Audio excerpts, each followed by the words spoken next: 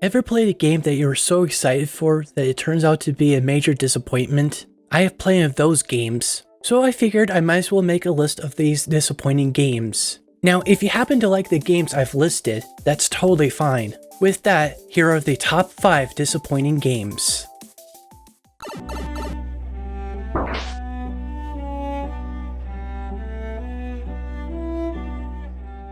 This one hurts just thinking about it. Vampire is an action RPG where you play as a doctor who became a vampire and you have certain choices. Each choice you make affects the overall outcome. This had great ideas, but it didn't deliver its true potential. I do agree with some reviews. This is basically a knockoff of Witcher 3.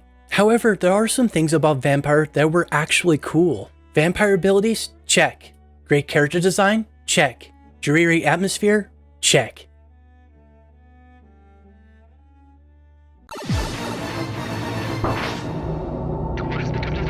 Out of all the Castlevania games, Lords of Shadow 1 is one of my personal favorites. Sure, it was more like a God of War game, but I digress. Lords of Shadow 2, however, wasn't that great. It's good at some parts, like the visuals. However, the gameplay felt more repetitive and less rewarding. And the fact that this is more open world compared to the original is just unnecessary. I do like everything else, but it's still a disappointment to me.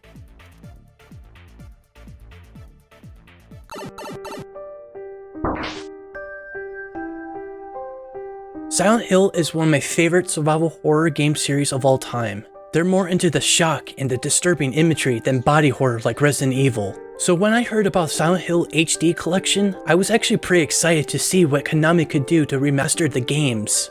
They were a complete waste of energy. They only provide Silent Hill 2 and Silent Hill 3, which is fine, but I would love it if they included the original and 4. I do love that they included the original voices for Silent Hill 2, but 3 suffered the fate of not having it. Not to mention that the HD looks incredibly dull. At least with the other HD ports, they at least had effort.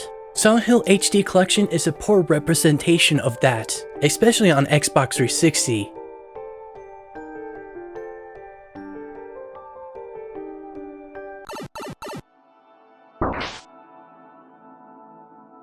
Supermassive Games made one of my favorite PS4 games, Until Dawn.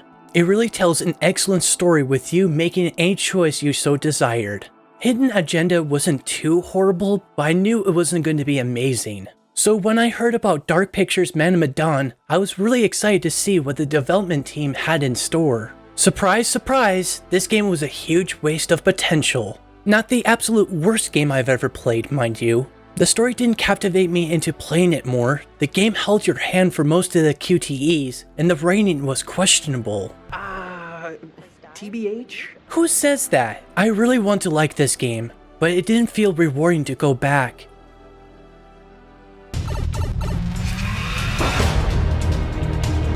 Well, this is the 3rd game from Konami on this list. Seems to come with a territory.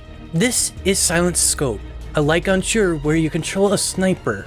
You're supposed to take down the terrorists that kidnapped the president and his family. I was pretty much into the idea just looking at the back of the box, but of course, this was not what I had in mind when it came to light gun shooters. At least you don't hurt your thumbs by using the directional pad like in Revolution X. The sad part about this is that there's no light gun support. This game just came packaged all on its own.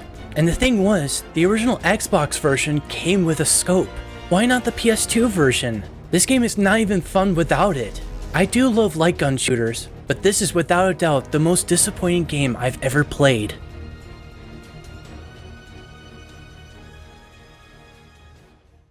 How about you? Do you have a disappointing game or two?